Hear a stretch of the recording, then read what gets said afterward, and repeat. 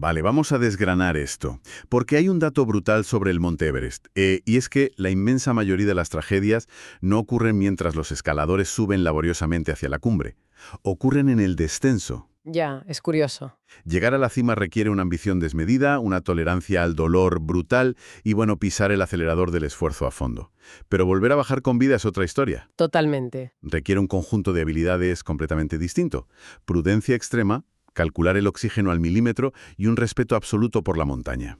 El exceso de confianza que te llevó a la cima es exactamente lo que te matará en la bajada. O sea, es lo que en psicología llamamos el sesgo de la línea de meta. Se suele tratar el éxito, el que sea, como el punto final del relato. Claro, la foto. Exacto, la foto en la cumbre parece el final de la historia.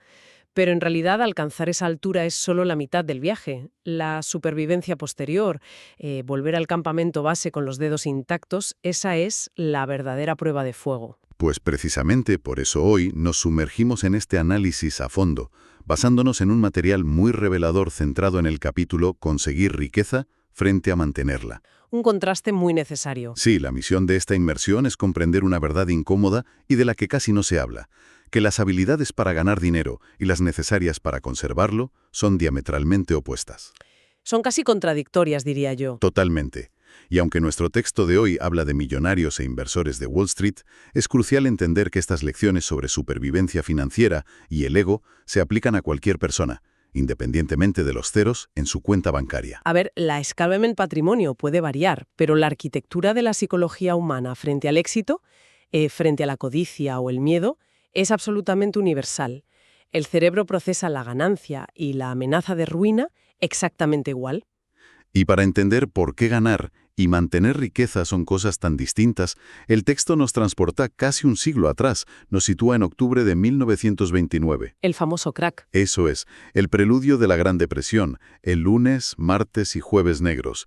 El escenario es un Wall Street colapsando en tiempo real. Y ahí tenemos a la figura central, un hombre llamado Jesse Livermore. Menudo personaje.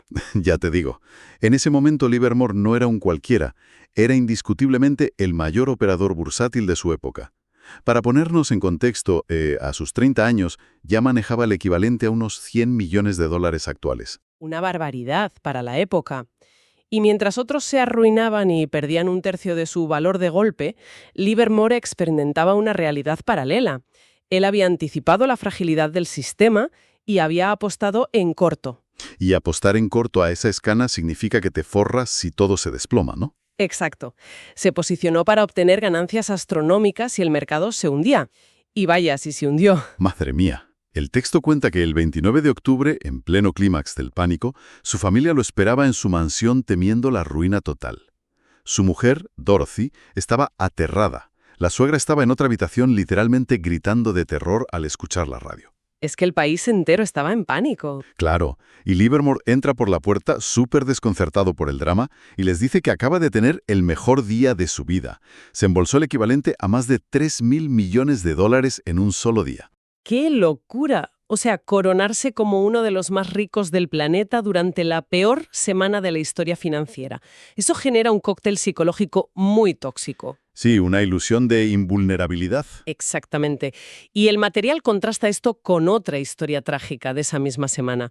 Abraham Hermansky, un promotor inmobiliario multimillonario de los años 20. Otro gigante de la época. Sí, pero Hermansky operaba bajo la premisa de que el mercado alcista era eterno.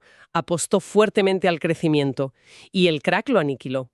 The New York Times publicó que fue visto por última vez en Wall Street con la mirada perdida destrozando cinta de teletipo. Uf, qué imagen más desoladora. Sí, nunca más se supo de él. El mercado se lo tragó. Es un contraste brutal. Ambos eran genios construyendo imperios, pero el mismo evento encumbró a uno y borró de la existencia al otro. Pero el giro trágico de verdad llega 4 años después, ¿verdad? Así es, porque Livermore, lleno de confianza por su éxito en el 29, asumió riesgos cada vez mayores. Creía que no podía fallar. Acumuló deudas inmensas, perdió todo su dinero en la bolsa, desapareció durante un par de días en 1933 y trágicamente se quitó la vida. Fíjate cómo termina la historia. Es como si ganar dinero fuera ganar un sprint temerario, pero conservarlo fuera una maratón llena de campos de minas, donde el exceso de confianza es lo que te hace saltar por los aires. Es una analogía perfecta. El punto central del autor es que el capitalismo es duro. Ambos eran genios consiguiendo riqueza, pero pésimos manteniéndola. Hay datos que lo demuestran. El 40% de las empresas que cotizan en bolsa pierden todo su valor con el tiempo. Casi la mitad. ¡Wow! Y la lista Forbes 400 tiene la rotación del 20% cada década, y eso excluyendo muertes o herencias. O sea, llegar a la cima no te da un pase de residencia permanente. Entonces, si el mayor inversor del 29 no pudo mantener su riqueza, la pregunta es obligada. ¿Cuál es el secreto de los que sí lo logran a largo plazo? Pues aunque suene paradójico, no es la inteligencia, es el miedo. El miedo. Explícame eso. Sí, hay una entrevista de Charlie Rose a Michael Moritz, el líder de Sequoia Capital, uno de los fondos más exitosos del mundo. Llevan prosperando 40 años, mientras la mayoría dura 5 o 10. ¿Y Moritz dice que su secreto es el miedo? Dice que es por miedo a quebrar. Asumen constantemente que el éxito de ayer no garantiza la buena fortuna de mañana. No se relajan nunca. Eso tiene que ser agotador. Lo es, pero lo fascinante aquí es cómo esta misma filosofía se aplica a Warren Buffett. La clave de su inmenso éxito no es solo lo que hizo, sino lo que no hizo. A ver, cuenta. No se endeudó en exceso, no entró en pánico durante las 14 recesiones económicas que ha vivido, no arruinó su reputación y no se quemó hasta abandonar. O sea, simplemente sobrevivió. Exacto. Sobrevivió desde los 10 hasta los 89 años, dejando que la matemática del interés compuesto hiciera su magia ininterrumpidamente. Y para ilustrar qué pasa cuando interrumpes esa magia, el texto menciona al tercer socio olvidado, ¿no? Rick Warren. Todo el mundo conoce a Buffett y a Charlie Munger, pero Warren invertía con ellos hace 40 años. Sí, Rick Warren era igual de brillante. Analizaban empresas juntos. Buffett llegó a decir que Rick era tan inteligente como ellos, pero que tenía prisa. Ese fue su error, la prisa. Totalmente. Se apalancó pidiendo préstamos de margen para invertir más dinero del que tenía. Y en la crisis del 73 al 74, el mercado cayó casi un 70%. ¿Una barbaridad? Recibió llamadas de margen del banco, le exigieron cubrir las pérdidas. Como no tenía efectivo, se vio obligado a vender sus acciones de Berkshire a Buffett por menos de $40 cada una. ¡Qué dolor! ¿Vender a ese precio por obligación? Pero a ver, me toca ser de abogado del diablo aquí. Porque escuchando todo esto, ¿qué significa? ¿El texto nos está diciendo que debemos ser unos cobardes financieros? Bueno, no van por ahí los tiros. Es que suena a que hay que esconder el dinero debajo del colchón porque intentar crecer es demasiado peligroso. Hay que paralizarse por el miedo. Entiendo por qué lo dices, pero no se trata de cobardía, sino de posicionamiento estratégico. Para aplicar esta mentalidad, el material detalla 3 fundamentos muy claros. El primero es buscar ser financieramente inquebrantable. Vale, ¿y eso cómo se consigue? Teniendo efectivo. Aunque el texto explica muy bien el dolor psicológico que supone tener dinero en efectivo en un mercado alcista. Claro, ves que el efectivo te da un 1% y las acciones un 10%.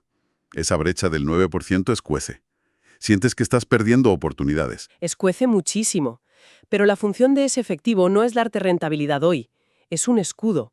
Si ese efectivo evita que te veas obligado a vender acciones o propiedades en medio de un mercado bajista, su rentabilidad real es incalculable. Te salva de hacer un Rick Warren, básicamente. Exactamente. Te da autonomía. El segundo fundamento es planificar asumiendo que el plan no saldrá según el plan, lo que llamamos el margen de seguridad. Porque la realidad es caótica. Y tanto. Si conectamos esto con la perspectiva general, un plan solo es útil si sobrevive al choque contra la realidad. En los últimos 20 años hemos tenido el 11 de septiembre, la crisis inmobiliaria donde 10 millones perdieron sus casas, la crisis financiera que destruyó 9 millones de empleos. Y una pandemia mundial, no nos olvidemos. Cosas imposibles de prever en una hoja de cálculo. Eso es. Por eso el margen de seguridad no es conservadurismo o evitar riesgos, sino aumentar las probabilidades de sobrevivir a un nivel de riesgo dado. Si sabes que el puente va a soportar 1000 toneladas de tráfico, lo diseñas para que aguante 3000. Para que no se caiga a la primera tormenta. Y esto nos lleva al tercer fundamento, que me parece súper curioso. La personalidad de barra de pesas o barbell personality. Sí, un concepto muy visual.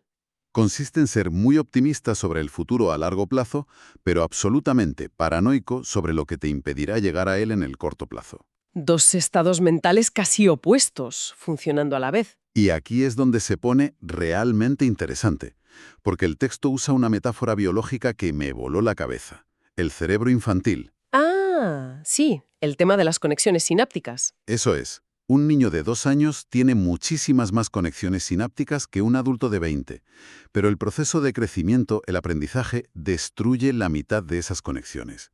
Elimina las vías ineficientes. Es una poda neuronal masiva. Exacto. Y el autor dice que si un padre viera ese nivel de destrucción celular en un escáner, entraría en pánico absoluto, pensaría que es una enfermedad degenerativa. Pero en realidad, esa destrucción es el camino normal e indispensable hacia el progreso cognitivo del niño. Es la metáfora perfecta para las economías y los mercados. La destrucción a corto plazo es el motor del crecimiento a largo plazo. Totalmente. Porque si miramos la macroeconomía con esta lente de destrucción y crecimiento, el material aporta unas pruebas históricas que son contundentes. Sí, el ejemplo de la economía estadounidense en los últimos 170 años es clave.